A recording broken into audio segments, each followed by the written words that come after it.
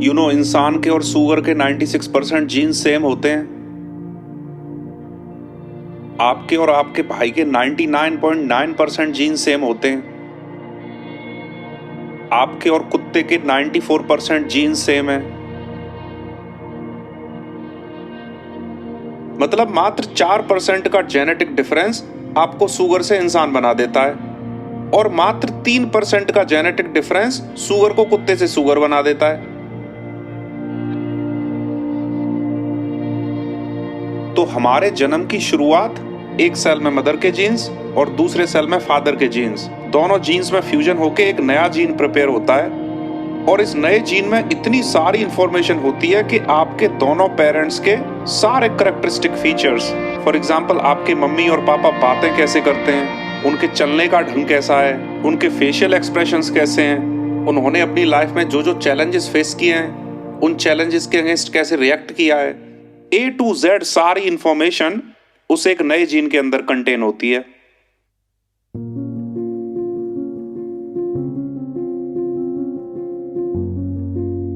Research के according एक gene में करीब 2 गीगाबाइट मेमोरी होती है और इस मेमोरी में दोनों पेरेंट्स की सारी इंफॉर्मेशन पास ऑन हो जाती है। तो क्योंकि हमारा इवोल्यूशन एक कॉमन एंसेस्टर से हुआ है, इसीलिए दुनिया में जितनी सारी स्पीसीज हैं उनका जेनेटिक स्ट्रक्चर किसी हद तक समान है। लोग बोलते हैं कि अगर इंसान का इवोल्यूशन मंकी से हुआ है तो सारे मंकी इंसान क्यों नहीं बन गए? तो ये सवाल कुछ ऐसा है कि अगर यूरोप के लोग अमेरिका चले गए तो यूरोपियंस कैसे बच गए? Not every question makes sense. Some questions are really stupid. तो क्रक्स ऑफ द मैटर ये है कि हमारा शरीर प्रोटीन से बना हुआ है और प्रोटीन कैसे बनते हैं? जीन मल्टीप्लिकेशन से। बेसिकली एक जीन कई सारे कार्बन के मॉलिक्यूल्स को कैप्चर करके रिप्लिकेट कर देता है। तो हम ऊपर से नीचे तक पूरा जीन से बने हुए हैं, हमारे सारे कैरेक्टरिस्टिक वहीं से आते हैं। बेसिकली हमारी लाइफ का मेन जो हार्ड डिस्क है वो हमारे जीन्स हैं।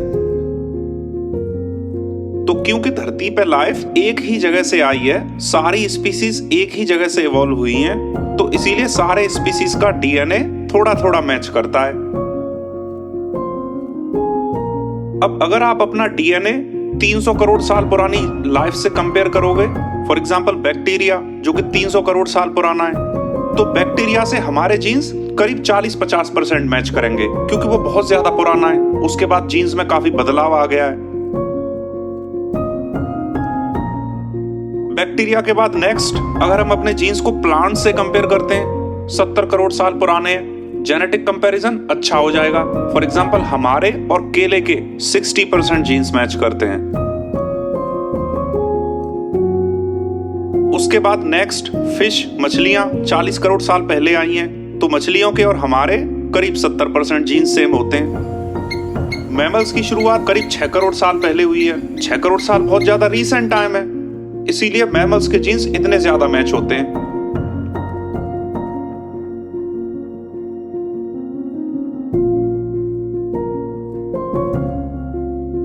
So the point we are making is that evolution में जो स्पीसीज जितना रीसेंट इवॉल्व हुई हैं, उनके साथ हमारे जीन्स बहुत ज्यादा अच्छे मैच करते हैं और जो स्पीसीज जितनी ज्यादा पुरानी है उनके साथ मैचिंग उतना ही पुअर होता जाता है। और ये डार्विन की थ्योरी का एकदम फंडामेंटल प्रूफ है। आपने बहुत सारे रिलीजियस लोगों को ऐसा बोलते हुए सुना होगा कि डार्विन की थ्योरी करेक्ट नहीं है, उसमें ये प्रॉब्लम है, वो प्रॉब्लम है।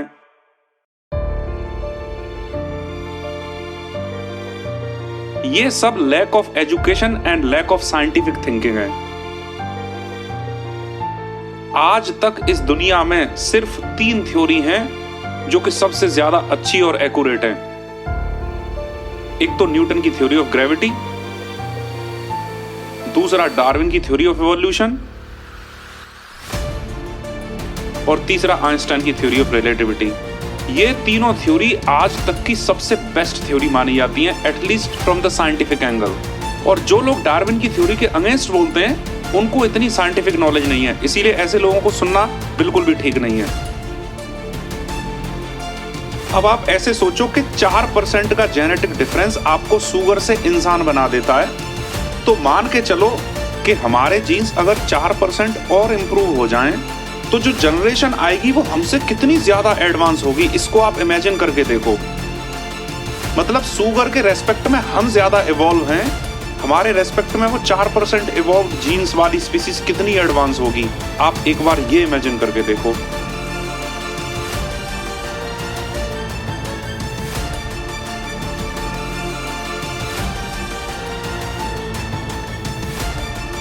So the point we are willing to make is that we are not really the pinnacle of evolution. Evolution is just gonna happen in years to come, and more advanced human species are about to be coming. That is the conclusion one can easily derive from 4 billion years of genetic heritage.